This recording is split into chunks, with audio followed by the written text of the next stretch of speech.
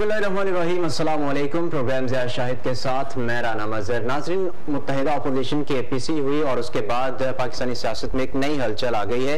इसी हवाले से बात करेंगे। मेरे साथ स्टूडियो में मौजूद हैं सीनियर तजियाकार शफीक अवान साहब और हमें लंदन से ज्वाइन कर रहे हैं आज साबिक वफाकी वज़ीर ख़ज़ाना और सेनेटर इसहाक डार साहब। वेलकम करते हैं सर आपको। अस्सलाम डार साहब। शुक्रिया डार साहब, कैसे मिजाज हैं आपके? जी पर बड़ी मेहरबानी, बहुत बहुत शुक्रिया, अल्हम्दुलिल्लाह। अच्छा डार साहब, APC हुई है और APC में जो मियां नवाज शरीफ साहब ने एक इदारों के मुतालिक एक बात की है, पूरा पाकिस्तान तो नहीं, जो आपकी रीफ है PTI उसको कह रही है कि ये भारतीय बयानियां हैं और उसको क्रिटिसाइज किया जा रहा है। तो क्या कहते हैं आप, जो मियां साहब ने स्पीच दी थी APC में? बिस्मिल्लाहिर्रहमानिर्रहीम, नामुदु व नसल्ली अला रसूलिल करीम। शफीक साहब, मैं समझता हूँ कि मियां साहब ने कोई अनहोनी बात नहीं की, पूरी कौम इससे आगाह है। और जैसे आपने कहा कि PTI की जो हुकूमत है और उनके लोग हैं, अगर वो क्रिटिसाइज कर रहे हैं तो उनको चाहिए कि जरा इमरान नियाजी साहब की भारत के अंदर जाके जो कुछ उन्होंने हर्जा रसाई की थी पाकिस्तान फौज के अदारों के खिलाफ और जो कुछ उन्होंने किया था वो इससे 100 गुना ज्यादा था। तो मेरा ख्याल है कि हकीकत को हमें नहीं भूलना चाहिए और मियां साहब ने कोई ऐसी बात नहीं की। और मियां साहब वो अदारों की बात नहीं होती है, चंद लोगों की बात होती है जो ऐसी चीजों में मुलव्वस होते हैं।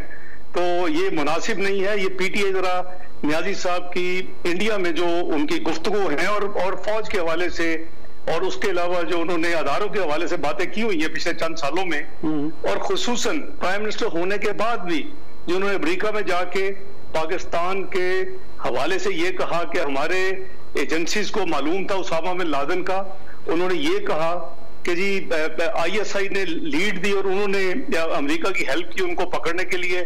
फिर उन्होंने ये कहा कि पाकिस्तान की जमीन जो है उन्होंने ईरान के हवाले से जब गए कि जी पाकिस्तान से दहशतगर्दी जो है वहां से दहशत में उठते हैं। तो ये जो है जमात इवन पावर में आने के बाद भी ऐसी बातें उन्होंने स्ट्रॉन्ग की हैं। तो मेरा ख्याल है वो कल की जो अपना जो मियां साहब की इतवार की स्पीच थी उससे तो कोई कंपैरिजन नहीं है जी। वो तो एक असूली उन्होंने बातें की हैं और वो उसको सबको मालूम है। मैं समझता हूँ कि उसमें कोई ज्यादा बहस की भी जरूरत नहीं है, वो अंडरस्टूड है कि जो डॉक्टर साहब अगले सवाल पे आते हैं कि पोजीशन APC से पहले पोजीशन ने 4 दिन पहले आर्मी चीफ से मुलाकात की, तो क्या ये पार्टी की से इजाजत लेके मुलाकात की गई थी? देखें, वो तो क्यादत ही गई हुई थी सब पार्टियों की। बिलावल भुट्टो साहब भी थे, शहबाज शरीफ साहब भी थे और बात जो उनको एजेंडा बताया गया था वो था कि गिलगित बल्तिस्तान पे बात करनी है। वो कोई APC के हवाले से बात नहीं होनी थी। तो मैं समझता हूं कि उसमें ये हुकूमत की अगेन जो मियां नवाज शरीफ के स्टैंड को ये एंडोर्स कर रही है कि जब यानी प्राइम मिनिस्टर की बजाय मीटिंग कोई और जगह पे होगी और कोई और कॉल करेंगे तो ये प्राइम मिनिस्टर पे किस चीज के प्राइम मिनिस्टर हैं। और ये जो मामलात हैं ये वो एक पार्टिसिपेंट हो सकते थे, लेकिन ये मीटिंग जो है ये उनकी ये तो ऑपोजिशन ने नहीं मांगी थी और उन्होंने ये मियां साहब से इजाजत दी गई थी इसकी, मियां नवाज साहब से उनकी आशीर्वाद थी। देखिए, मियां नवाज शरीफ साहब को मीटिंग की जो डिटेल है बाद में जो ऑब्वियसली फीडबैक मिली सारी, ये ऑलमोस्ट शॉर्ट नोटिस के ऊपर एक मीटिंग इस्लामाबाद में उनको इनवाइट किया गया और वो गए लोग। और लेकिन उसमें कोई छुपी चीज नहीं है। उसमें यानी मौलाना फजलुर रहमान के पार्टी के भी नुमाइंदगी थी, पीपल्स पार्टी की बिलावल भुट्टो साहब थे, उनकी टीम थी, PMLN की शहबाज शरीफ साहब थे, उनके साथ लोग थे। तो अगर नेशनल इंटरेस्ट में कोई मीटिंग हुई है तो मैं समझता हूं कि अब असल में ऑल ऑफ ए सडन ये एक रंग देने की कोशिश की जा रही है कि पता नहीं उस मीटिंग में कोई जो अंडरस्टैंडिंग कुछ और थी और APC में ऐसी बात नहीं है। APC was not the agenda. अच्छा डॉक्टर साहब, इमरान खान साहब को तो आपके बड़े अच्छे ताल्लुकात थे, हमने भी 1-2 बार गए आपके दफ्तर में आए और हमें बाहर इंतजार करना पड़ा कि अंदर खान साहब हैं। तो अचानक क्या ये हो गया कि आपके जो ये दिलों का जहां तक पहुंचने के जातियात तक आ गए? देखिए शफीक साहब, आप बात कर रहे हैं 27 साल पुरानी। जी जी। और खैर उसके बाद मैंने भी इंतजार किया था डॉक्टर साहब, मुझे भी आपने इंतजार करवाया था। अच्छे पैचेस थे ये। आप बात कर रहे हैं 1993 की, जब मैं लाहौर प्रेसिडेंट का सदर था।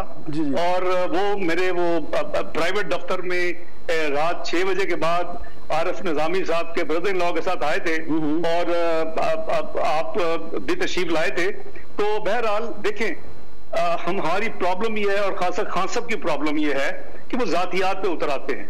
और हमने जो भी कोऑपरेशन जिंदगी में की वो उनके लिए नहीं की, और वो बेसिकली अल्लाह के रास्ते में थी, एक नोबल कॉज के लिए थी। पाकिस्तान की गरीब अवाम जिसको वो सहूलत मिलनी थी कैंसर हॉस्पिटल के लिए, तो वो तो मैं समझता हूँ कि उसका तो बात भी करने की मुनासिब नहीं है। उसके बाद लाहौर चेंबर में भी वो बाकायदा आए और हमारा एक अच्छा तलक रहा। लेकिन वो जब फिर वो आते हैं जातियात पे तो बड़ी अफसोस होता है कि मैं तो उस तरह नहीं गिर सकता जिस तरह वो गिरते हैं। मैं अब गिनवाऊं कि जी वो उनके बड़े जो है वो किस बेसिस पे सरकारी नौकरी से निकले, उन्होंने क्या छोड़ा, उनकी वालदा का इलाज नहीं हो सका। मैं ऐसी बातों पे बिलीव नहीं करता। डॉक्टर साहब मैं आपकी इजाजत से एक सवाल करना चाहूंगा, बुरा ना मानिएगा। अक्सर आपके वालिद साहब के साइकिल के बिजनेस के हवाले से काफी नेगेटिव बातें होती हैं, तो उसके बारे में बताएं, इसके पीछे क्या की? नहीं, नेगेटिव नहीं, कोई भी जी शोर आदमी तो नेगेटिव बात नहीं करेगा। खान साहब, जी वही खान साहब की बात करूं, आप राइवल हैं। हाँ, वो इसलिए मैं आपको पहले बताता हूँ वो करते क्यों है। वो आजकल उनको क्या प्रॉब्लम है? प्रॉब्लम उनको ये है कि मैंने शुरू में अपने जो भी वो कहते थे जी ये फलां खराबी है, ये फलां पिछली गवर्नमेंट छोड़ गई, मैं उनको एक्सपोज करता था। मैं फैक्ट्स एंड फिगर के साथ साबित करता था ये झूठ बोल रहे हैं, ये हुकूमत गलत बयानी कर रही है। फिर मैं पॉलिसीज को एक्सपोज करता था। फिर मैं अपना, इन्होंने मेरा कोई 6वां या 7वां इंटरव्यू हो रहा था आपकी तरह, तो इन्होंने उसको खत्म ऑफ एयर करवा दिया 7वें मिनट पे। तो वो जो चीजें थी, ये देखिए आजादी राय और कॉन्स्टिट्यूशनल जो आजादी है उसके खिलाफ है। हमने जब 126 दिन का धरना बर्दाश्त किया और उस धरने में 5 बजे पहले चंद दिन, उसके बाद तो सारा रात को डांस और म्यूजिक बजता था और मैं तो दफ्तर में बैठ के काम करता था, सारी आवाज आती थी क्यू ब्लॉक में, मिनिस्ट्री ऑफ फाइनेंस में। तो मैं अर्ज कर रहा हूं कि वो अच्छा, अब बात ये है कि मेरे वालिद साहब एक तो 1975 में यानी उनकी वफात हो गई, तो वैसे भी उनकी फौतगी को 45 साल हो चुके हैं। दूसरा ये है कि अल्हम्दुलिल्लाह मेरे वालिद साहब ने अपने वसाइल के अंदर रह के मुझे बेहतरीन और मेरे भाइयों को बेहतरीन तालीम दिलवाई, हमें मुझे इंग्लैंड तक पढ़ाया। ये बाइसिकल का क्यों रेफरेंस देते हैं? बाइसिकल का क्यों रेफरेंस देते? वो क्योंकि उनका वो बाइसिकल का उनका कारोबार था। 1960 में जहाजों का कारोबार तो नहीं होता था, या कोई मर्सिडीज गाड़ियों का कारोबार तो नहीं होता था। तो वो उनके जो साथी हैं जिन्होंने उस वक्त इंपोर्ट होती थी, रैले साइकिल इंपोर्ट होती थी, अगर आपको याद हो या आपको पता नहीं, उस वक्त में हरकुलिस साइकिल इंपोर्ट होती थी। तो वो कोई ऐसी बात ऐसी नहीं है कि वो अरबोपति हैं उनके जो साथी थे, लेकिन उन्होंने जब पाकिस्तान में साइकिल बनने का कारखाना लगा तो उन्होंने ज्वाइन नहीं किया। उन्होंने कहा कि ये इंपोर्टेड के मुकाबले नहीं चलेगी, अपनी अपनी विजन है। लेकिन उनके एक वक्त में 47 टेनेंट्स थे, उनकी अपनी जो प्रॉपर्टीज थी, और उन्होंने वो बेच के जब वो बिजनेस खराब होता गया, इंपोर्टेड बंद हो गई, फिर स्कूटर्स का सब्स्टिट्यूट मिला इंपोर्ट्स का, वो भी खत्म हो गया। तो उन्होंने अपने बच्चों को पढ़ाया, मुझे इंग्लैंड तक पढ़ाया। मैं किसी को ना स्कॉलरशिप पे आया, ना मैं किसी की मदद ले रहा था, अल्हम्दुलिल्लाह। तो उन्होंने जब वो फौत हुए तो उनके सिर्फ 7 टेनेंट्स रह गए थे। ये मैं कभी ये बात नहीं की, उनकी बाकी सारी प्रॉपर्टी उन्होंने एक एक करके बेची। तो इसमें कौन सी खराबी है जी कि अगर आप अपने वसाइल जो है हलाल की आपकी कमाई है, ये कोई ट्रेड जो है वो तो वैसे भी डॉक्टर साहब ये लव एंड हेट रिलेशन एक तरफा नहीं है। आपने भी सिलाई मशीनों के हवाले से और एक चार्टर फर्म के हवाले, आपने चार्टर फर्म के हवाले से भी उनका इल्जाम लगाया जुए के, ये वन नहीं है। मैंने डिफेंस में भाई जरूर कहा होगा शफीक साहब, लेकिन मैं उनका जवाब देने के मैंने देखें, मैं तो नहीं कहता, मुझे तो वैसे ही अच्छा नहीं लगता जातियात पे उतरना, और खुसूसन बुजुर्ग जो दुनिया से जा चुके हों, तो मैंने तो जाती तौर पे नहीं किया। लेकिन ठीक है, ये दोनों चीजें जो है वो मैं नहीं कह रहा, वो तो लोग कहते हैं। और जो जाहिर है कि जब आप अपना ईंटें मारेंगे तो हमारे लोग भी फिर उसका जवाब देते हैं। इसलिए वो मैं वैसे इसमें बिलीव नहीं करता, और मैंने कभी इस चीज में शुरुआत नहीं की। मैं बहुत कुछ कह सकता हूँ। अच्छा, खान साहब कहते हैं कि आप, खान साहब बड़ा सवाल होता है, आप यहाँ तक पहुंचे कैसे? तो मैं कहां तक पहुंचता? मैं खान साहब मैंने खान साहब से 700 गुना ज्यादा टैक्स दिया है और खान साहब की असासी आज मुझसे 700 गुना ज्यादा है, तो कौन किसको पूछना चाहिए? तो पहले खान साहब को हिसाब देना चाहिए कि भाई आप ऐसे कहां पहुंचे। मुझे अगेन मैं जातियात में नहीं जाऊंगा। शफीक साहब, जब मैं इंग्लैंड में चार्टर्ड अकाउंटेंसी क्वालिफाई करने के बाद वेस्ट एंड में एक पॉश ऑफिस में डायरेक्टर फाइनेंस था ब्रिटिश टेक्सटाइल ग्रुप का, कोई पाकिस्तानी ग्रुप नहीं था, उस वक्त खान साहब एक रेस्टोरेंट में काम करते थे और रेस्टोरेंट में वो बर्तन उठाया करते थे। उन्होंने खुद इंडिया में जाके इसको कन्फेस किया हुआ है कि जी हाँ मैं काम करता था। तो इसमें कोई ऐब नहीं है, मैं कोई बुरी बात नहीं कर रहा, मेहनत अच्छी बात है। तो मैं जो कुछ पहुंचा हूं वो हर चीज डॉक्यूमेंटेड है, वो मेरे टैक्स रिकॉर्ड का हिस्सा है और मैं आज भी किसी भी इंटरनेशनल, खान साहब भी देते हैं और मैं भी दे देता हूं, तो उसका वो कंपैरिजन हो सकता है और एक इंडिपेंडेंट रिपोर्ट ली जा सकती है। तो अल्हम्दुलिल्लाह मेरा कोई ऐसा मसला नहीं है। ये खान साहब ऐसे ही मेरे साथ उलझे हुए हैं और मैं उनको, उनकी खराबियों को, उनके झूठ को बेनकाब करता हूं और मैं करता रहूंगा, क्योंकि जो कुछ उन्होंने किया है, आज मेरी तमाम बातें पिछले 1.5 साल की साबित हो चुकी हैं कि पाकिस्तान में महंगाई का तूफान आ गया। अगर ये हमारी बातें सुनते तो आज पाकिस्तान में ना रुपया इतना डिवैल्यू होता, ना पाकिस्तान में महंगाई आसमानों पे जाती, ना गरीब आदमी के रोजमर्रा की एशिया 200 से 300% कीमतें बढ़ती, ना दवाइयों की 3 गुना कीमतें बढ़ती, ना चीनी 50 से 100 होती, ना आटा 35 रुपए से 70 रुपए होता या 80 रुपए होता। तो आप, हमारी बात जो है, ये अपोजिशन का काम है आपको बताना। हम आपको अच्छे यानी अंदाज में बताते रहे हैं, आपने हमें मेन स्ट्रीम मीडिया से निकाला, हम सोशल मीडिया पे चले गए, आर्टिकल लिख दिए। डॉक्टर साहब उनका वो ये कहते हैं कि पिछली हुकूमतें जो हैं, दोनों हुकूमतें जो हैं, ये करप्शन में लिथड़ी हुई थी, इन्होंने सब करप्शन के जरिए कमाया पैसा। तो इसमें क्या कहेंगे आप? एक सेकंड जी, ये सारी बेहुदा पॉलिटिकल इल्जामात हैं। ये उसी तरह का इल्जाम है कि पाकिस्तान में 2013 के जो 4 हल्के और 35 पंक्चर का इल्जाम था, जो कि बाद में जस्टिस अपना जो थे नासुल मुल्क की सरबराही में कमीशन बना, 126 दिन का धरना हुआ और उसने लिखा कि जी कोई पाकिस्तान में जो है वो इर्रेगुलरिटीज मामूल की थी, कोई ऐसी बात नहीं थी। तो ये उसी तरह का इल्जाम है। ये अनफॉर्चुनेटली न्याजी साहब हिटलर नाजी की पार्टी को फॉलो करते हैं। ये फाशिस्ट गवर्नमेंट है। ये कहते हैं जी कि इतना झूठ बोल रहे हैं कि लोग सच समझना शुरू करते हैं। ये समझते हैं कि अपोजिशन को दीवार से इतना लगा दें कि जी वो नेशनल मसाइल जो है वो। डॉक्टर साहब ऐसे ना करें, डॉक्टर साहब ऐसे ना करें, बात सुने मेरी बात सुने। आपने भी उन पे ना जुए का इल्जाम लगाया था चार्टर फर्म के हवाले से। शफीक साहब जी, मैं सिर्फ अर्ज कर रहा हूँ, मेरी बात भी सुन लें। मैं सिर्फ आपके जवाब दे रहा हूँ। आपने कहा जी आप 2 साल हो गए इनको गवर्नमेंट में, इनके पास तमाम नहीं, मैं ये आपने पूछा ना कि जी वो कहते हैं पिछली 2 हुकूमतें जो है वो करप्शन से लिथड़ हुई हैं। मैं इनको चैलेंज करता हूं, इनको 2 साल हो गए, तमाम अदारे इनके काबू में हैं, एक पेज में भी सब अदारों के साथ भी हैं। तो ये क्यों नहीं उस करप्शन को कौम को क्यों नहीं देते लाके? देना ही है। किसने करप्शन की है? 5 साल में एक करप्शन किसी मंसूबे में किकबैक, कमीशन, कौमी खजाने को नुकसान साबित नहीं हुआ। तो ये बात करनी आसान होती है जी। हम यानी साबित कर सकते हैं अब कि चीनी में 125 अरब की करप्शन हुई है, जिसकी गलती का फाइनल जो जिम्मेदारी आती है वो इमरान न्याजी साहब पे और असद उमर साहब पे आती है। ये मुल्क में सरप्लस है ही नहीं, उसकी इजाजत दे रहे हैं। उसके बाद ये नोटिस ही नहीं दे रहे कीमत का, ये एक्सपोर्ट की परमिशन बंद नहीं कर रहे। हमने भी एक्सपोर्ट की परमिशन दी। हमारे जमाने में तो कीमतें नहीं गई 50s में नहीं, 52, 53, 54 रुपए। हाउ कम कि ये 110 और 110 पे चली गई है? तो ये बात करना आसान होता है जी, इल्जाम लगाना। अब दे ना, ये कौम को दे निकाल के, कौन सी करप्शन है? ये तो हर करप्शन जो है दवाइयों की हो, आटा की हो, चीनी की हो, ये इनके अपने अंदर बैठे हुए माफिया करप्शन के अनफॉर्चुनेटली।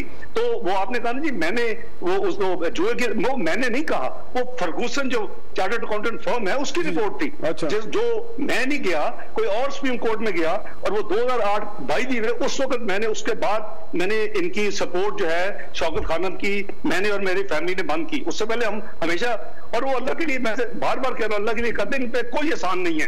वो इलादा बात है कि लोग पूछते हैं कि जी आपने क्यों बीबीआई की कंपनी में जुआ खेला, आपने क्यों? क्योंकि चैरिटी के पैसे तो आप नहीं कर सकते ना, बीबीआई की कंपनी रिस्क मनी में जाके बाहर पैसे लगा दे। तो ये बस बादशाह आदमी है जी, वो अपनी जिद पे। अभी पहले उन्होंने जो जितनी ऑपोजिशन का पीरियड था उन्होंने 4 हल्के 35 पंक्चर पे गुजारा। अभी गवर्नमेंट में आए हैं तो अभी भी ऑपोजिशन की तरह वो बिहेव कर रहे हैं। करप्शन और कर्जे, दो उनके पेट जो है वो है नारे या कह लें या ब्लेम्स, और ये हर जगह पे जाके कहते हैं, अमेरिका जाएं, चाइना जाएं, सऊदी अरेबिया जाएं, जाके अब कर रहे होते हैं सरमायाकारों को खिताब, उनको कह रहे हैं हमारा मुल्क करप्शन में डूबा हुआ है, हमारा मुल्क जो है वो कर्जों में अपना बोझ में दब गया है। अभी इन्होंने तो कहा था मैं 10,000 अरब कर्जा कम करूंगा, और इन्होंने उल्टा, आपको पता होना चाहिए कि इन्होंने 2 साल में 14,600 अरब कर्जों और अदायगियों में इन्होंने ऐड कर दिया है, और जो खालिस कर्जे अदाइयों के बगैर उसमें 11,400 अरब ऐड कर चुके हैं। तो ये 10,000 अरब कम करने वाले न्याजी साहब जो हैं वो उल्टी गंगा, हर चीज यू टर्न है ना। अच्छा डॉक्टर साहब बेरोजगारी, महंगाई और डॉलर की कीमत कहाँ पहुंची हुई है, शुगर की कीमतें कहाँ पहुंची, शुगर कमीशन बन गया, लेकिन तमाम इल्जाम सवाल होते हैं, तमाम जो मौजूदा सूरत हाल की जिम्मेदार जो पिछली गवर्नमेंट थी, इसमें आप देखेंगे भाई आप 2 साल हो गए हैं और अभी तक ये पिछली गवर्नमेंट। शफीक साहब कोई जी शूर इंसान इसको मानेगा? आप कोई 6 महीने के लिए, कोई 3 महीने के लिए है, आप किस लिए आप हुकूमत में आए हैं? आपका काम था उसको हैंडल करना, आपने उल्टी गलत पॉलिसीज बनाई। आप 1 साल IMF के पास नहीं जा सके, हम जाएंगे हम नहीं जाएंगे, आपने बिजनेस कॉन्फ्रेंस तबाह करके रख दिया।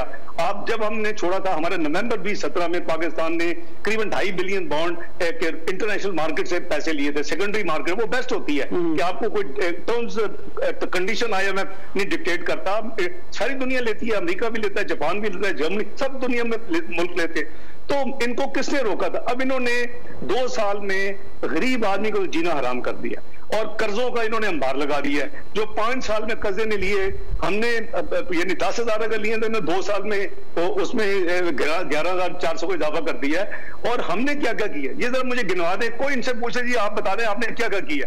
हमने 11,000 मेगावाट के मंसूबे लगाए, हमने 3600 मेगावाट के LNG के मुल्क में रोज अपनी रोशनाइयां वापस लाने के लिए और लोड शेडिंग खत्म करने के लिए लगाए अपने पैसों से।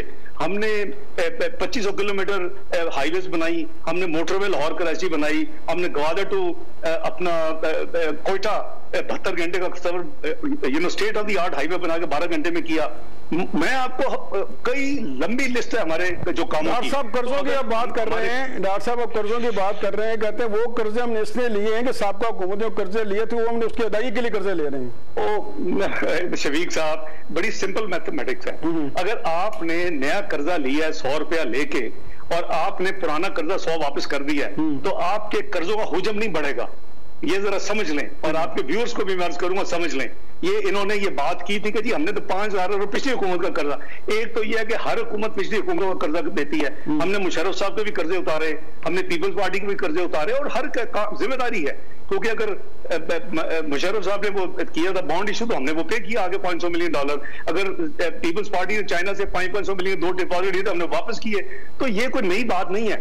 जो देखने वाली चीज होती है कि कर्जों को आप देखते हैं कि जी कर्जे नेट इजाफा किया हुआ है, अगर आपने नया कर्जा पे पुराना होता तो नेट इजाफा तो नहीं होना चाहिए। इन्होंने नेट इजाफा किया है 11,400 अरब का कर्जों में, और जब पब्लिक डेट एंड लायबिलिटीज है जो कि 29,800 बिलियन थी, ये उसको 14,600 अरब से बढ़ा के 44,500 रुपए ले गए हैं। तो ये बेसिकली तो एक और यू टर्न है ना जी, कि कहा था 10,000 अरब कम करेंगे और ये अभी 14,600 अरब बढ़ा चुके हैं। अब ये सवाल तो आप उनसे पूछे शफीक कि ये क्यों है, आपने ये वादा किया था। तो डॉक्टर साहब वो ये भी कहा गया कर्जे आपकी जेब में गए, कर्जे जो है आपके अकाउंट में आपकी जेब में कैसे चले गए?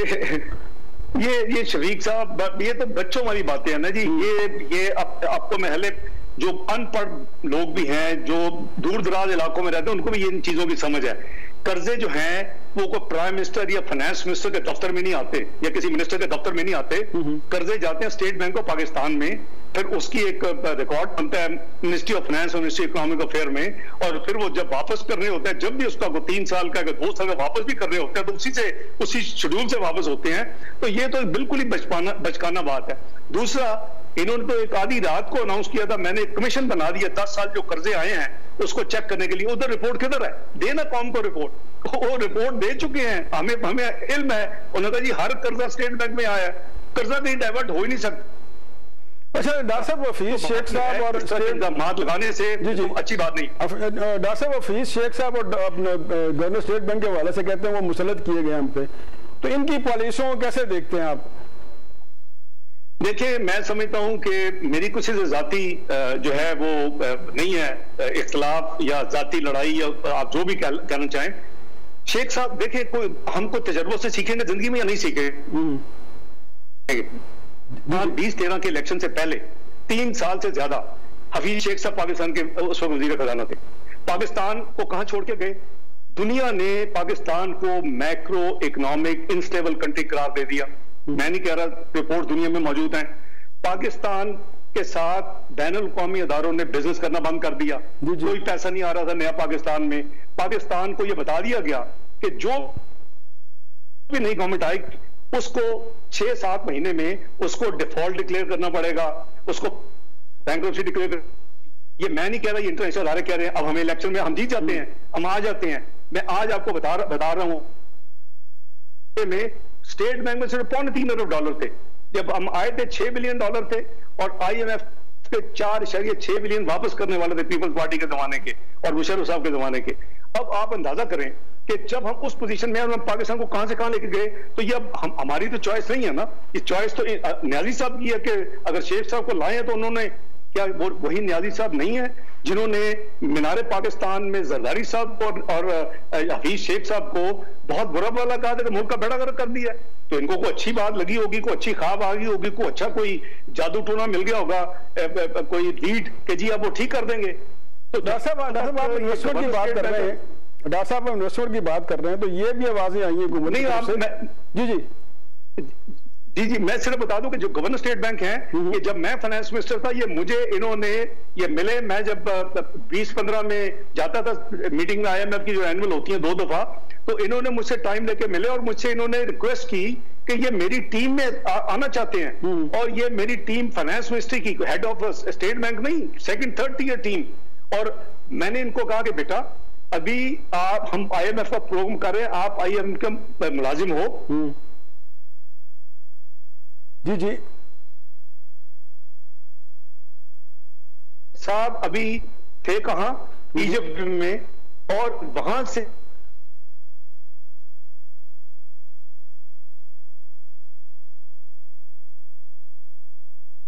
अपने सेंट्रल बैंक के ऊपर बैठा दिया है। और अब मैं क्या बताऊं आपको, जो पॉलिसी रेट हमने 6% के करीब छोड़ा था, वो 13.25% पे ले गए। और उसके वजह से 1500 अरब का जो सालाना कॉस्ट थी, यानी कर्जों के ऊपर सूद की, वो 3000 अरब सूद की, वो 3000 अरब डेट सर्विस चली गई। वो हम क्या BMLN का कसूर है इनकी अपनी? अच्छा डॉक्टर साहब, आपने इन्वेस्टमेंट की बात की है, सुन रहे हैं आप मुझे? जी सुन रहा हूँ डॉक्टर साहब। ये भी एक आवाज आती है कि ताजिर सनअतकार इंडस्ट्रियल जो इन्वेस्टमेंट नहीं कर रहे, इसके पीछे भी मुस्लिम लीग नून है। यार आप हर चीज का ब्लेम हमें नहीं मैं नहीं दे रहा, ये आवाजें आती है हुकूमत की तरफ से, वो बात कर रहा हूँ। ये भाई बात ये है कि उनको सूट करता है ना, वो क्या अभी तो कोई नहीं मानेगा ना जी, 2 साल हो चुके हैं। यानी मुस्लिम लीग नून क्यों रोकेगी जी? हम तो अगर ये देखें, ये बेसिकली तो इलेक्शन चोरी करके रिग्ड इलेक्शन के जरिए हुकूमत बनी है। अगर ये परफॉर्म करते हम शायद इनको एक्सेप्ट कर लेते, लेकिन इन्होंने 2 साल में पाकिस्तान की कौम का और अवाम के ऊपर इतना महंगाई का बोझ डाल दिया कि आप बेचारे 2 की रोटी मयसर नहीं है। हमने 1 करोड़ करीबन 20 लाख लोग हमने खता गुर्बत से बाहर निकाले थे, इन्होंने 1.5 करोड़ वापस धकेल दिया है। हमने लोगों को अनएम्प्लॉयमेंट रेट नीचे ला के 5.8% पे लेके गए थे, ये उसको करीबन 10% से ऊपर ले गए, दुगना कर दिया है। और 1.5 करोड़ लोगों को मजीद बेरोज कर दिया, 1 करोड़ नौकरियां देते हुए। इसमें मुस्लिम लीग नून का कसूर किधर से आ गया? अगर आपकी इकोनॉमी परफॉर्म नहीं करेगी, आपके रुपए की स्टेबिलिटी नहीं होगी, वो आप 50 रुपए करीबन आके आप उसको डिवैल्यू कर देंगे आने के बाद, और उससे पाकिस्तान के ऊपर करीबन 5000 अरब के कर्जे बढ़ जाएंगे 5 रुपए लिए बगैर, और 29 अरब डॉलर का आपको नुकसान देंगे पाकिस्तान को। तो उस पर फिर कौन आपके इकोनॉमी पे बिलीव करेगा और कौन आप पे इन्वेस्टमेंट करेगा? अच्छा डॉक्टर साहब, ये पॉलिसी फेलियर है। जी FATF के कानून को आप कैसे देते हैं जो ये पास हुआ, इसका क्या मुस्लिम लीग नून का क्या इसके पॉइंट ऑफ व्यू, आपका क्या, क्योंकि आप एक मिनिस्टर फाइनेंस भी रहे हैं, आपका क्या पॉइंट ऑफ व्यू इस पे? देखिए मैं इससे डील करता रहा हूँ जी। जब हम आए थे 2013 में शरीक साहब, पाकिस्तान उससे 1 दिहाई कबल या कभी ब्लैक में होता था या कभी ग्रे में होता था, और ये हम सब की कोशिश होनी चाहिए कि पाकिस्तान व्हाइट में रहे। तो हमने आके हम वर्चुअल ब्लैक में थे उस वक्त, और पाकिस्तान के ऊपर Asian specific Pacific group APG, वो है जो मॉनिटरिंग ग्रुप था, जो हमारे ऊपर ये मॉनिटरिंग कर रहा था फाटक के बिहाफ पे। हमने आके कवानीन बदले, हमने आके एक्शन लिए। हम साल के बाद वर्चुअली जो वर्चुअल ब्लैक से उसे निकल गए ग्रे में थे, हमने 1 साल और उसमें मेहनत की, हमने कवानीन को बदला। हमने फरवरी 2015 में मैंने खत लिखा है फाइनेंस मिनिस्टर, उसको मैं कमेटी को पाकिस्तान में चेयर करता था डालने के लिए, और मैंने फाटक के प्रेसिडेंट को खत लिखा। और फाटक उसको क्या लिखा, हमने क्या क्या काम किए हैं, हमने लिखा कि उस खत में वो सब कैपिटल्स में है, दारुल खिलाफों में है, जो मेंबर्स है फाटक के जो पेरिस में बेस है मेन उनका हेडक्वार्टर्स, सारी दुनिया में है वो खत। वो मैंने लिखा कि हमने ये काम किए हैं, हमने ये अपने एशिया पैसिफिक ग्रुप जो आपने बनाया उसको सेटिस्फाई किया हमने कई मीटिंगों के बाद कि हम बिल्कुल अब डिजर्व करते हैं व्हाइट में जाएं। और उसके बाद हमने कहा हम तो अपना नेशनल एक्शन प्लान बना लिया है, हम तो अब पाकिस्तान को कभी इस तरफ आने ही नहीं देंगे। तो और मेरी क्लोजिंग पैरा ये था उस 2 सदर के खत का कि अब पाकिस्तान को आप व्हाइट में डालें और निकालें ग्रे से। और ये खत पढ़ा गया फरवरी 2015 में पेरिस में प्लानिंग हो रही थी फाटक की, और उसके बाद सबने ये मंजूरी दी जो मेरी रिक्वेस्ट थी, और पाकिस्तान व्हाइट में आ गया। हम व्हाइट में, हमें ग्रे में नहीं जाना चाहिए था। अच्छा। और ये जो ग्रे के नाम पे अभी जो कुछ सियासत हो रही है, अब वो लंबी बात हो जाएगी। अच्छा डॉक्टर साहब, इसी सब्जेक्ट में लिंक करती है। अच्छा डॉक्टर साहब, आपका जो वोट, वो आपकी पार्टी के जो वोट बैंक है वो ताजिर, सनतकार और इस तरह आम लोगों के अलावा ये बड़ी तादाद की है, तो क्या आप इकोनॉमी को डॉक्यूमेंट करने के हामी हैं? क्योंकि जो ताजिर बरादरी, सनतकार, जो छोटे जो सनतकार हैं वो डॉक्यूमेंट की तरफ नहीं आते। आपने भी कोशिश करके देख लिए लेकिन वो डॉक्यूमेंटेड इकोनॉमी की तरफ नहीं आए, तो क्या आप डॉक्यूमेंटेड इकोनॉमी की हिमायत करते हैं? देखिए शफीक साहब, इन प्रिंसिपल जो है वो हमें, हमारी पैरेलल इकोनॉमी, हमारी जो फॉर्मल इकोनॉमी है वो मतवाजी इकोनॉमी करीबन उससे, बल्कि उससे भी करीबन बड़ी है। कुछ ये भी ऐसी भी स्टडीज हैं। तो इसको अपने धारे में लाना, इसको डॉक्यूमेंट करना, ये हमारी ग्रेजुअल प्लानिंग थी। लेकिन हमने बिजनेसमैन को, ट्रेडर्स को, इंडस्ट्रीज को, एक्सपोर्टर्स को ऑन बोर्ड रखा। मेरी जितनी कमेटीज हमने बनाई और उसकी कई चीजों पे अब अमल दरामद हो रहा है, क्योंकि इनको पहले समझ नहीं आई, वो हमने किया। देखें, हमने कुछ चंदा या जकात इकट्ठी करके तो 1946 रुपए जो टैक्सेस थे उसको डबल तो नहीं किया हमने, 3842 रुपए तो टैक्स इकट्ठे किए ना। वो टैक्स PMLN ने तो जमा नहीं करा दिए, वो बिजनेसमैन से लिए ना। तो हमने पाकिस्तान की एक तरफ जब इकोनॉमी को हम 5.8% पे ले गए, जो कि एक आइडियल हमारी डायरेक्शन थी, और हम उनको 7% पे लेके जा रहे थे, तो जब हमारा उसमें अभी आपने देखा कि मंफी में चली गई है, तो टैक्सेस का तो अपना न्याजी साहब ने कहा था कि मैं 1 साल में डबल करूंगा। इस मुल्क में कैपेसिटी है, आप उनके निकाल लेना जी अपनी लाइब्रेरी से उनकी तकरीरें, और उन्होंने कहा कि मैं 1 साल में करूंगा। अभी हालत क्या है कि 2 साल में नहीं कर सके। 1 साल में इन्होंने, हमने जो छोड़ा, इन्होंने पहले साल में 23 साल के बाद पाकिस्तान में नेगेटिव ग्रोथ थी, which is very sad state of affair. इन्होंने 3842 के अगेंस्ट इन्होंने 3829 अरब इकट्ठे किए। और सेकंड ईयर जो अभी खत्म हुआ 30 जून 2020 को, इसमें इन्होंने बजट में कहा हमने 3901 इकट्ठा किया। अभी इन्होंने कहा हमने 3998 इकट्ठा किया। ये नंबर गलत है। मैं इनको चैलेंज करता हूं। इन्होंने 100 बिलियन कोरोना में डाल के जो टैक्स रिफंड देने थे इधर दे दिए सप्लीमेंट्री ग्रांट के जरिए, यानी फाइनेंस मिनिस्ट्री में दे दिए अपने FBR के, ताकि वो नंबर ऊपर रहे। दूसरी तरफ 71 बिलियन के भी देने थे, तो वो अगर 171 निकाले तो फिर 3827 अरब। एक तो यह है कि आमदनी नहीं बढ़ा सके। अच्छा चले, आमदनी नहीं बढ़ा सके थे, 8000 नहीं कर सके अभी, तो अखराजात भी कम। डॉक्टर साहब अगले सवाल पे आते हैं। 700 रुपए चल रहा था। एक सेकंड शफीक साहब, जी 4700 रुपए मुल्क चल रहा था। करंट अकाउंट एक्सपेंडिचर की बात कर रहा हूँ, जिसमें डिफेंस भी शामिल है, कर्जों की सर्विसिंग भी शामिल है। वो इन्होंने 6370 रुपए ले गए। प्रॉब्लम इधर है कि ये लोग अपनी आमदनी बढ़ा नहीं सके, अखराजात इनके काबू में नहीं है, 35% बढ़ गए हैं डिस्पाइट टॉल क्लेम्स, और उसके नतीजे में मुल्क कर्जों के बोझ में दब गया। जी ये मसला, जी फरमाएं। अच्छा डॉक्टर साहब, ये थोड़ा सियासी सवाल कर लें कि बड़ी आपके जो मीडिया ये बात करता है और हुकूमत बात करती है, कि सियासी थोड़ी बात कर लें कि शहबाज साहब, मियां नवाज शरीफ साहब और मरियम बीबी, इनमें आपस में इख्तलाफ है। आपके साबका जो है एक दोस्त शेख रशीद, वो नून और शीन की बात करते हैं। तो ये बताएं कि इसमें क्या सदाकत है, और फैमिली पॉलिटिक्स में क्या तीनों एक पेज में है? नहीं जी, बिल्कुल एक पेज पे हैं। आज भी आपने मियां शहबाज शरीफ साहब की शायद स्टेटमेंट देख ली होगी, शफीक साहब बड़े अप टू डेट होते हैं। उन्होंने कहा है कि जो एपीसी के फैसले हैं, जो कि मियां नवाज शरीफ साहब की क़यादत में पार्टी ने जो फैसले किए हैं, जो जाहिर है कि हमारी कंट्रीब्यूशन है उस सारे फैसलों में, तो वो कहते हैं वो मैं जहां भी हूँ, अल्लाह उनको अपनी हिफाजत में रखे, जेल में हूँ या बाहर हूँ, अब उन फैसलों पर अमल दरामद होगा। अच्छा, ये जो है ना जी एक विश लिस्ट कि जी अब नून, मतलब है उनका नून लीग से शहबाज लीग निकलेगी, नवाज लीग से शहबाज लीग, नून से शीन की जो बात करते हैं, ये शेख साहब हमेशा की तरह ऐसे मस्खरापन करते हैं और ऐसी चीजें वो कहते रहते हैं। मेरा ख्याल इनको सीरियस लेने का फायदा नहीं है। आज उन्होंने जो एक दो स्पेकुलेशन की थी, वो साबित हो चुकी है, गलत थी उनकी जी। अच्छा डॉक्टर साहब, आपने मैंने आपके सोशल मीडिया पे एक सुन रहा था जिसमें आपने कहा था कि प्राइम मिनिस्टर के अब भी फॉरेन करेंसी अकाउंट्स हैं, वो सबूत है आपके पास?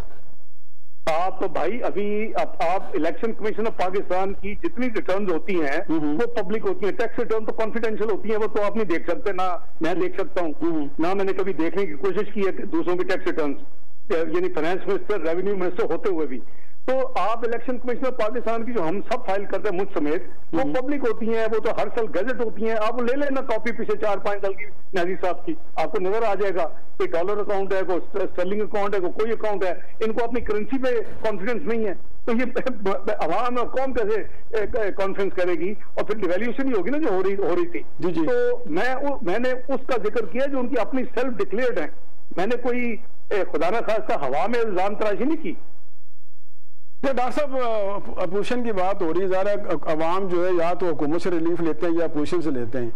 अपोजिशन तो खुद एक पेज पे नजर नहीं आ रही है। आपने देख लिया कि जॉइंट सेशन में 35 सरकान इनके लिए और वो सारे बिल पास हो गए। तो ये 35 सरकान कहाँ मिस हो गए? इससे पहले सेनेट में हमने देखा अक्सरियत जो अक़लियत में बदल गई। तो मियां नवाज शरीफ साहब कोई एक्शन ले रहा है कि क्या हो क्या रहा है? कहाँ मेंबर आपका मेंबरान पे कोई कंट्रोल नहीं है? शफीक साहब, मेरा ख्याल है कि बड़ा क्लियर मियां नवाज शरीफ साहब ने कल दिया है। हम अभी भी पाकिस्तान को सीधे डगर पे हमें डालना चाहिए, और पाकिस्तान सीधे डगर पे डल सकता है। अल्लाह के फजल से इसका फ्यूचर था, ये टेक ऑफ कर रहा था, मैं नहीं, दुनिया के तमाम रेटिंग एजेंसी, दुनिया के क्रेडिबल अदारे, वो सब पाकिस्तान की तारीफें कर रहे थे। आप जरा उठा लें 2016 की और 17 की यानी ग्लोबल रिपोर्ट्स, तो वो मैं नहीं कर रहा। और पाकिस्तान किधर जा रहा था? G20 का मेंबर बनने, 18वीं मैच दुनिया की चंद सालों में। अब किधर चलेंगे? 2 साल की परफॉर्मेंस के बाद दुनिया की हम 54th नंबर हमारा होगा। क्या हमारी ये बायसे फिक्र और परेशानी नहीं होना चाहिए? तो ये जो आप फरमा रहे हैं ना जी कि ये हमें इस मुल्क को मिलके आगे लेके जाना चाहिए था, चाहिए है, लेकिन हम इसी लेग पुलिंग में हम चलते रहते हैं, ईगोज में हम लड़ते रहते हैं, हम एक दूसरे की टांग खींचने में लगे रहते हैं। उसका नुकसान होता कौम को और पाकिस्तान को, वो बेपनाह नुकसान हो चुका है। मैंने जैसे अर्ज किया कि अगर इलेक्शन रिग्स जो हैं वो तो अब सर्टिफाई हो चुके हैं कि इलेक्शन से पहले भी चोरी इलेक्शन हुए, प्री पोल रिगिंग, इलेक्शन के दौरान भी आरटीएस बंद करके पोलिंग यूनिट निकाल के रिगिंग हुई, इलेक्शन के बाद भी रिजल्ट रोके, वो सब कुछ हो गया, फिर भी 4 वोटों से जीते बने। ओ भाई काम ही कर दो भाई, आपकी फिस्कल पॉलिसी फेल, आपकी मॉनेटरी पॉलिसी फेल, आपके टैक्स आमदनी बढ़ाना स्कीम फेल, आपके कर्जे कम करने का सारा फेल। और कौन कौन से फेल मैं आपको 100 चीजें गिनवा सकता हूँ। अच्छा डॉक्टर साहब, अगले क्वेश्चन पे आते हैं कि एपीसी ने इल्जाम लगाया कि हुकूमत ने कश्मीर को सौदा कर लिया, और यही इल्जाम हुकूमत आप पे लगाती है, तो इसके बारे में क्या कह रहे हैं? किसने कश्मीर के साथ क्या किया? देखिए, हम ये पाकिस्तान का एक कोर मसला था, पिछले 73 साल से था। इस पे कोई सियासत नहीं होती थी और इस पे कोई बात नहीं होती थी। इसको हमेशा हर बंदा सपोर्ट करता था और करना चाहिए ये, क्योंकि इसको ये डिक्लेयर किया गया था पाकिस्तान की शाहराग है। अब ये इस हुकूमत की नाकामी है, फेलियर ऑफ फॉरेन पॉलिसी के, इसके होते हुए इनकी कमजोरी। आपको याद होगा कि इंडिया के इलेक्शन से पहले इमरान साहब ने ट्वीट किया था, उन्होंने कहा था कि मोदी को विश किया था वो जीते और फिर वो कश्मीर का मसला हल करेंगे। मैं यही हल करवाना। जी मुझे याद है, ट्रम्प भी अमेरिका में और उसके बाद अमेरिका गए तो अमेरिका में इन्होंने ये बयान दिया कि जी ट्रम्प से मेरी बात हो गई है, और हमें दिनों में ये बुरी खबर मिल गई कि इंडिया ने आर्टिकल 370 और आर्टिकल 35A में उनको 370 को रिवोक किया और उसको अपना अटूट अंग बना ली। तो डॉक्टर साहब खारजा पॉलिसी को कैसे लेते हैं आप? सी पैक चल रहा है हमारे इस हुकूमत, खारजा पॉलिसी को आप कैसे लेते हैं? शरीक साहब, मुआशी पॉलिसी के साथ खारजा पॉलिसी फेल हो चुकी है, टोटल फेलियर। आपने देखा कि पाकिस्तान के वजीर खारजा ने किस तरह अपनी एक इमैच्योर और एक बचपना के तरीके से एक चैनल पे जाके कैसे ललकारा एक कंट्री को जो कि हमारा देरीना दोस्त है, और उसके कॉन्सिक्वेंसेज आपने देखे। इस तरह नहीं होता जी खारजा पॉलिसी। क्या आपको माजी में आपने देखा होगा कि इंडिया को न्यूक्लियर सप्लाई ग्रुप NSC में शामिल कर रहे थे हमारी हुकूमत में, पिछली हुकूमत की बात कर रहा हूं, और उस वक्त ये करीबन फाइनल था कि इंडिया हैज क्वालिफाइड, और ये वेस्ट की जो बड़ी कुव्वत है उसको ला रही थी। हमने बड़ी एक्टिव डिप्लोमेसी की, हमने उसके खिलाफ काम किया। हमने कहा बिल्कुल नहीं, अगर इंडिया क्वालिफाई कर ले पाकिस्तान भी नेशनल अपने न्यूक्लियर सप्लाई ग्रुप का मेंबर आपको बनाना होगा। तो आपने देखा कि आज तक इंडिया न्यूक्लियर सप्लायर ग्रुप का मेंबर नहीं बन सका। ये है मियां नवाज शरीफ मुस्लिम लीग नून की खारजा पॉलिसी की एक मिसाल। तो इस तरह जो है ना जी इमैच्योर और बचपना, इससे मसाइल नहीं हल होते। आप ट्वीट कर दें, आप विश कर दें, आप कह दें ये हो जाएगा, और बाद में आप ये तो ऐसे लगता है, अल्लाह माफ करे, कि ये तो कोई टैसिट अंडरस्टैंडिंग करके आए थे कि इंडिया ये करेगा और हम नहीं बोलेंगे। इन्होंने क्या किया? ये तो रेजोल्यूशन नहीं टेबल करवा सके, और इन्होंने एक साल में आप मुझे को मीनिंगफुल डिप्लोमेटिक एफर्ट दिखा दें कि इन्होंने को दुनिया में इस कदम जो इंडिया को उसके खिलाफ को काम किया। कुछ भी नहीं किया जी। हमारे बेरीना दोस्त हमारे साथ नहीं खड़े हुए इस मौके के ऊपर। तो ये लम्हा फिक्री है शरीक साहब, हमें जागे। हम मुआशी के साथ खारजा पॉलिसी भी तबाह कर चुके अपनी 2 सालों में। ये खिलाड़ी आए हैं जिनकी ना को तैयारी थी, जो इनकॉम्पिटेंट है, जो डिसऑनेस्ट है। मैं यूज कर रहा हूं लफ्ज डिसऑनेस्ट। माफिया इनके अंदर हैं, इन्होंने कई सौ अरब लूटे हैं 2 साल में, और उसमें टॉप टू बॉटम सब इन्वॉल्व है इनमें। तो आप अच्छा डॉक्टर साहब मुल्क की तबाही कर दी है, अवाम को आपने जीना आराम कर दिया है, और फिर कहते हैं जी ऑपोजिशन बोले भी ना। ये क्या बात हुई जी? ये अच्छा डॉक्टर साहब आपने असद उमर साहब की बात की है, उनकी ज़ाहिर पढ़े लिखे, आपने खुद कहा पढ़े लिखे इकोनॉमिस्ट हैं, जब सियासत में आते हैं उनकी जुबान देख लें। और एक भाई उन जुबैर साहब आपके पास हैं, तो सियासतदान ये खिड़की पीछे का दरवाजा खुला क्यों रखते हैं या कि भाई ये एक भाई इधर एक भाई उधर है? ये क्लैश ऑफ इंटरेस्ट नहीं है? देखिए, मैं उसमें जाए बगैर, ये जाहिर अपनी अपनी हो सकते हैं, उनकी अपनी अपनी इंडिपेंडेंट सोच हो, और वो अपनी अपनी डायरी में मैं आपको एक ब्रेकिंग न्यूज दे सकता हूँ। जी जी, पता नहीं देनी चाहिए कि नहीं देनी चाहिए। जी प्लीज प्लीज। ये 2011 में असद उमर साहब हमारे पास आए थे जी। अच्छा। हसन इकबाल साहब के साथ आए थे। मैं उस मीटिंग में मौजूद था मियां नवाज शरीफ साहब को मिलने, और उस वक्त उनकी ख्वाहिश थी कि उनको हम अपनी पार्टी में ले लें, उनको सेनेटर बनाएं। अच्छा। हमारे पास 2012 की इलेक्शन में स्पेस नहीं थी। हमने उनको, मियां साहब ने उनको माजत कर ली, तो वो फिर एक PTI फैन बन गए, PTI में चले गए। ये हकीकत है जी। ये हमारे पास आए थे जी 2011 में। उनको कहें कि हल्फन बता दें ये झूठ है, या आप हसन इकबाल साहब को पूछें कि 180H में कौन मिलने आया था जी हमें। असद उमर साहब आए थे। तो जुबैर साहब हमारी पार्टी में है, और वो उनकी अगर नजरियाती हमारे साथ है, तो मैंने वो हमें नहीं करना चाहिए। हमें परफॉर्मेंस पे बात करनी चाहिए, असूलों पे बात करनी चाहिए। ये नहीं है कि एक अगर फैमिली है तो जरूर वो एक ही में हो। वो आप जो बात कर रहे हैं वो आम लोग बात करते हैं कि जी इट इज स्ट्रेटेजी, पर वो अल्लाह जानता है, वो जानते हैं कि स्ट्रेटेजी के तौर पे है कि एक उधर एक उधर।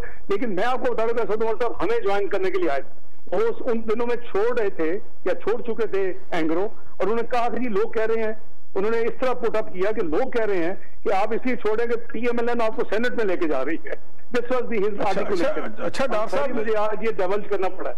डॉक्टर साहब, इसराइल हमारे पड़ोस में आगे बैठ गया है, UAE में आ गया है, बाकी अरब ममालिक भी उसे मान रहे हैं, कर रहे हैं, एक्सेप्ट कर रहे हैं।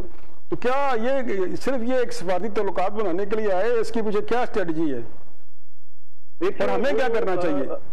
मैं समझता हूं कि हमारे बहुत दफा ये जो हमारा न्यूक्लियर डेटोनेशन थी, अगेन में भी न्यूज टू यू, ये हमारे आखिरी 2-3 दिन बड़े परेशानी में गुजरे थे। मैं 98 की बात कर रहा हूं, और उस वक्त भी इसराइल प्रोएक्टिवली इंडिया के साथ मिलके हमारी सेंसिटिव जो एटमी तनसीबात पे हमला करने का प्लान कर रहा था। ये मियां नवाज शरीफ साहब के पास क्रेडिबल न्यूज थी। 27 मई 1998 की रात को तकरीबन हमने रात जाके गुजारी थी, और 28 मई को फिर फैसला हुआ।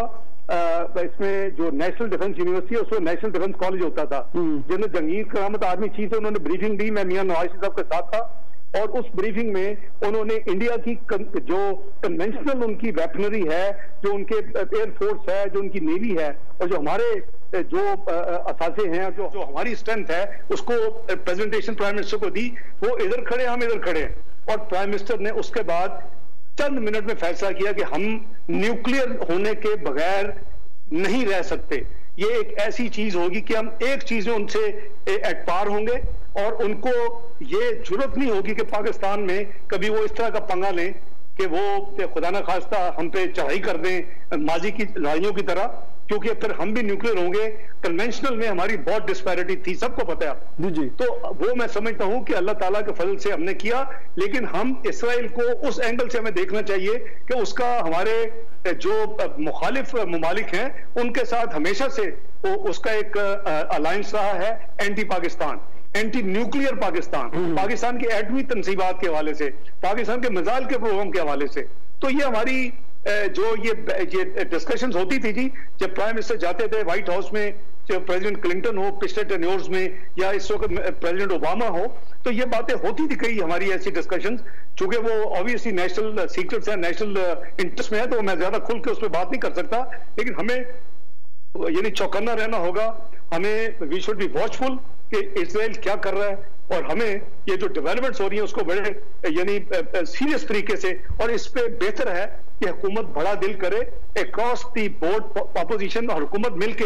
ये मसला ये सिर्फ इधर है, देखिए मैं नहीं कह रहा, मैं कभी नहीं कहूंगा कि जी आप अगर किसी ने मुल्क लूटा तो उसको आप क्लीन चिट दे दें, उसको आप एनआरओ दे दें, नेवर। आप अच्छा डॉक्टर साहब, ये एनआरओ क्या कहते हैं? वो कहते हैं मैं एनआरओ नहीं दूंगा, आप कहते हैं मैं एनआरओ नहीं लेंगे, ये किस्सा क्या है? नहीं, ये ऐसे ड्रामा है जी। अच्छा, वो ड्रामेबाज हैं, वो ड्रामे करते हैं, उनको और कुछ आता ही नहीं है। वो अपने कभी तो होशो-हवास में नहीं होते, जो बातें कर जाते हैं। मुझे बताएं कि दुनिया की तारीख में किसी लीडर ने इतने यू टर्न लिए हो? वो कहता है ये यू टर्न नहीं ले सकता, वो लीडर ही नहीं है। नेल्सन मंडेला कहता है जो यू टर्न लेता है वो लीडर ही नहीं है। तो आप खुद फैसला कर लें, मैं आप पे छोड़ता हूँ, आपके व्यूअर्स पे छोड़ता हूँ। तो हमें पाकिस्तान के इंटरेस्ट में, चाहे वो फाटफ हो, चाहे वो पाकिस्तान की इकोनॉमी हो, चाहे वो पाकिस्तान की अवाम की महंगाई का मसला हो, चाहे पाकिस्तान के ऐसे जो खारजी मामलात हैं, चाहे जो हमारी जो हमारी डिफेंस स्ट्रेंथ है, इन सारी चीजों को अपोजिशन और हुकूमत को मिलके पाकिस्तान के इंटरेस्ट में काम करना चाहिए। और ये एक गाड़ी के जमहूरियत में दो पहिए होते हैं, हुकूमत और जो अपोजिशन है। ये इस गाड़ी को उन्होंने पहले से बैठाया हुआ है, अपना जो है अपोजिशन का पहिया बाहर निकाल किया। इसका काम नहीं चलता। इसका मतलब मैं फिर रिपीट कर रहा हूं, देखिए हमने इनको बर्दाश्त किया, 126 ने धरना बर्दाश्त किया, इनके टाइम एंड अगेन सेकंड धरना बर्दाश्त किए, इनके इस्तीफे बर्दाश्त किए। मैं इनसे नेगोशिएट करता था, उसको धरना के उठाना हो, कमीशन बनाना हो, फिर सेकंड धरना उठाना हो, इनके इस्तीफे वापस करवाने हो, तो क्यों करते थे हम? वो हमारी कोई जाती तो नहीं है, मेरे को लव एंड इनके लिए कोई थॉक। ये है कि हुकूमत की जिम्मेदारी होती है, और वो हमने कभी आप सारा मीडिया पे कभी कदम लगाई थी 126 दिन कि यार आप कम से कम रात 10 बजे के बाद मत करें, हमें काम तो करने देना कुछ घंटे दफ्तरों में बैठ के। तो हमने कुछ नहीं किया, ये सब तमाशा करते रहे। और इन्होंने पीटीवी में चढ़ाई कर दी, इन्होंने सुप्रीम कोर्ट में भी शलवारें लटका दी जाके, अब इन्होंने पार्लियामेंट हाउस के लॉन में भी कब्जा कर लिया। यार अपना माजी देखें, हमें क्या हो गया, हम थोड़ा सा मैच्योर देखें, और हम निकले इस सियासत से, ये भी निकले इस सियासत से, मुल्क के लिए, खुदा के लिए निकले, आवाम के लिए निकले। डॉक्टर साहब आपने मीडिया की बात की है, डॉक्टर साहब आपने मीडिया की बात की है, मीडिया ज्यादा मिडिल क्लास होता है, मिडिल क्लास तो तब पर रहा ही नहीं। आप देखें या तो कोई बहुत अमीर है या बहुत गरीब, इस वक्त तो ये हालात हो गए हैं जी। मैंने अर्ज किया ना जी, हमने पॉवर्टी लाइन से करीबन 1.5 करोड़ बंदा निकाला, 1.25 करोड़ निकाला था इन्होंने, जो वर्ल्ड बैंक की रिपोर्ट है 6%, इन्होंने करीबन 1.5 करोड़ धकेल दिया है। ये आप सही कह रहे हैं कि जो परचेजिंग पावर है, हमने फी का आमदनी जो है 300 करीबन $15 बढ़ाई थी फी सालाना, इन्होंने $297 कम कर दिया। मैं कहां रोना रहूं। और जो आपकी जो आम शहरी की और जो मिडिल क्लास को स्ट्रॉन्ग करने की और जो गुर्बत को खत्म करने की और पाकिस्तान में रोजगार पैदा करने की जो असल है, वो तो इंडस्ट्रियल और आपकी जीडीपी है, आपकी जो आपकी यानी पैदावार है, कौमी मजमूई पैदावार, वो सारी की सारी बैठ गई है। वो 6 years के बाद माइनस पे चली, मनफी पे चली गई है, -4%। डॉक्टर साहब मियां नवाज शरीफ साहब जो एपीसी हुई है, जो उसके आफ्टर रिजल्ट आए $51 बिलियन। जी जी सॉरी जी फरमाएं। मैं कह रहा हूँ ये एपीसी हुई है मियां नवाज, मैं एपीसी जो हुई है इसमें जिस तरह ये अपने एजेंडे को आगे लेके चलिए, क्या मियां नवाज शरीफ साहब मुतमईन है कि अपना गोल अचीव कर लेगी? क्या ये एक पेज पे रहेंगे? मैं बिल्कुल इसका जवाब देता हूँ। आधा मेरा सेंटेंस मैं सिर्फ ये कह रहा था कि हमने कौमी मजमूई पैदावार में इन 2 सालों में $51 बिलियन, जरा सोचें जनाब, 8,500 अरब रुपया बनता है जो हमने खो दिया है। ये नुकसान पाकिस्तान को हो चुका है। कर्जे तो बढ़े ही हैं, ये भी एक जीडीपी जो है उसमें हमने 2 साल में उसमें हमने $51 बिलियन का नुकसान कर लिया पाकिस्तान में। इस हुकूमत का ये भी एक डिलीवरी है पाकिस्तान में। तो आप जो फरमा रहे हैं बिल्कुल वो पूरी उम्मीद है। और मैं समझता हूँ जी, देखिए हम सब की एफर्ट है, मुझे आप छोड़ दें, आप अपनी ईमानदारी के साथ सड़कों में निकल जाए, देहातों में निकल जाए, आप शहरों में निकल जाए, आप पूछे लोगों से उनका हाल क्या है। तो डॉक्टर साहब मैं आपको पता है तो इन सब से एक अच्छे सवाल करूंगा, कभी आपने सोचा अकेले में कि सागदार हमसे क्या क्या गलतियां हुई जो हम आइंदा नहीं करेंगे? देखिए मैं समझता हूं कि एक तो यह है कि मुल्क की अमानत पे अल्हम्दुलिल्लाह ख्याल नहीं की, ये मैं आपको पूरी जिम्मेदारी से कह रहा हूं। और अगर है तो ये निकाल के दें कौम को, मैं इनको चैलेंज करता हूं। 2 साल हो गए हैं, सारे अदारे हैं। ये अलग बात है कि ये कहते हैं FIA के हेड को जी गद्दारी के मुकदमे बना दो, वो बेचारा छोड़ के चला जाता है। जो भी ईमानदार ऑफिसर है वो तो ऐसा काम नहीं करेगा, लेकिन कुछ बेचारे मजबूर हो जाते हैं और इनके चक्रों में आ जाते हैं। तो एक तो यह है कि कोई बोझ नहीं है कि जी कोई ऐसी चीज की हो जो कि मुल्क की इंटरेस्ट के नहीं थी। अगर फिस्कल डिसिप्लिन किया है तो वो भी मुल्क के मुफाद में किया है, और वो सिर्फ अपने घर से शुरू किया, अपनी पार्टी से शुरू किया है। 42 अरब के करीबन वजीर आजम के स्वाबीदी फंड होते थे, उसको जीरो किया आते पहले साल में। उसके बाद फेडरल मिनिस्टर्स के इंक्लूडिंग फंड जीरो किए। देखिए अगर फिस्कल डिसिप्लिन है ना तो वो सिर्फ ये नहीं हमारे बहुत खत्म हो रहा है। ये जमहूरी निजाम है, इसमें बादशाह नहीं है। आप आ जाए, कल कोई और पार्टी आएगी, परसों कोई और पार्टी आएगी। तो कल अगर आपकी हुकूमत आ गई तो आपके 5 मेन पॉइंट क्या है? आप क्या लोगों को क्या उम्मीद रहते हैं कि आप ये स्टेप लेंगे तो लोगों की जिंदगी आसान होगी? देखिए जी, रुपए को मुस्तकम करेंगे और स्टेबल करेंगे, और हमने करके दिखाया। 98-99 में भी किया और अभी दोबारा अल्हम्दुलिल्लाह सेकंड टाइम किया। उसको मुस्तकम रखेंगे और उससे एक्सपोर्ट्स बढ़ेंगी, जैसे हमारे लास्ट ईयर में 12.7% बढ़ी। पाकिस्तान के रेवेन्यू को डबल करेंगे ताकि कर्जे ना बढ़े। वो हमने करके दिखाया कि हमने पाकिस्तान का रेवेन्यू डबल किया 5 साल में। तीसरा, हम पाकिस्तान में इंटरेस्ट रेट्स और जो हमारी इन्फ्लेशन है, महंगाई, उसको हम कम करेंगे। हमने करके दिखाया कि हमने करीबन 40 साल की लोएस्ट रेट्स पे हम चले गए। हमने 1% फूड इन्फ्लेशन को छोड़ा। चौथा, हम काम ये करेंगे कि पाकिस्तान की खारजा पॉलिसी जो है वो ओपन और न्यूट्रल होगी और अपने तमाम दोस्तों को एनकम्पस करेगी और पाकिस्तान के इंटरेस्ट को वो डिफेंड करेगी। अब ये चीजें करेंगे। हम अपनी मॉनेटरी और फिस्कल जो हमारी पाकिस्तान के आवाम के लिए, पाकिस्तान में यानी महंगाई को कम करने के लिए, पाकिस्तान में गुर्बत कम करने के लिए, पाकिस्तान में कौमी मजमूई पैदावार को 7-8% पे वापस ले जाने के लिए हमारे ये गोल्स होंगे, और कोई भी हुकूमत उसके ये गोल्स होने चाहिए। ये डॉक्टर साहब मेरा आखिरी सवाल है, डॉक्टर साहब आखिरी सवाल है, 30 सेकंड रह गए कि मियां नवाज शरीफ की सेहत कैसी और वो कब वापस आएंगे? देखिए मियां साहब के 3 मेजर इशू है, हमने नहीं, इन्होंने वेरीफाई किए हुए हैं। इनके शमसी साहब हमारे नहीं थे, आगा खान हॉस्पिटल से, यास्मीन राशिद साहब हमारी आर्च राइवल है शुरू से, और इनके अपने कैबिनेट के ले ले बयान, इवन न्याजी साहब का ले लें। अब ये सारी चीजें वेरीफाइड है, उनकी ट्रीटमेंट है, वो यहाँ आए हैं। अनफॉर्चुनेटली विद इन वीक्स यहाँ कोरोना शुरू हो गया। अब कोरोना की वजह से यहाँ सारा जो सिस्टम है, आप किसी से पता कर लें, वो प्रिएम्प्टिव जो है वो सिर्फ ट्रीटमेंट हो रही है। मेरी अपनी सर्वाइकल की नहीं हो रही। अगर मैं आज फैसला करूं हाँ मुझे सर्जरी कर दें, जो कि मेरी फैमिली नहीं मानती, नहीं होगी, क्योंकि यहाँ इस वक्त सिर्फ प्रिवेंटिव हो रही है। तो मैं ये अर्ज कर रहा हूँ कि जब ये कोरोना सेटल होगा, अल्लाह करे जल्दी सेटल हो, तो वो अपने जो उनके 3 इश्यूज है, प्लेटलेट्स का इशू है, उनके 2 दफा ओपन हार्ट सर्जरी हुई उनकी, वो एक मेजर इशू है, और तीसरी उनकी सप्लाई ऑफ जो है ऑक्सीजन टू द ब्रेन। तो उनके जो ही होगा वो जाएंगे। लेकिन उन्होंने, मैं समझता हूं उनको कॉम्प्लीमेंट करना चाहिए कि उन्होंने अपनी इन सीरियस मेडिकल कंडीशंस के बावजूद उन्होंने देखा कि मुल्क जितना नीचे चला गया है, इस हुकूमत ने जितना अवाम का यानी महंगाई के तूफान से उनको रोने पे मजबूर कर दिया है, तो उन्होंने फैसला किया कि वो एक्टिवली अपनी जिम्मेदारी यहां से कोशिश करेंगे जितनी उनके मेडिकल इश्यूज के बावजूद दे सकते हैं दें। तो ये कल का जो था, मैं समझता हूं कि उनका ये एक कौम के लिए, अवाम के लिए उनकी एक कंट्रीब्यूशन है, विच शुड बी कॉम्प्लीमेंटेड। तो डॉक्टर साहब बहुत बहुत शुक्रिया, सवाल काफी रह गए लेकिन प्रोग्राम बहुत खत्म हो जाता है। अपना ख्याल रखिएगा और जल्द पाकिस्तान में आपको देखेंगे। जी बिल्कुल, साबिक वज़ीर ख़जाना इसहाक डार हमारे साथ मौजूद है और गुफ्तगू आपने सुनी। आज के प्रोग्राम से अब तक के लिए इतना ही, हमें दीजिए इजाज़त। अल्लाह हाफ़िज़।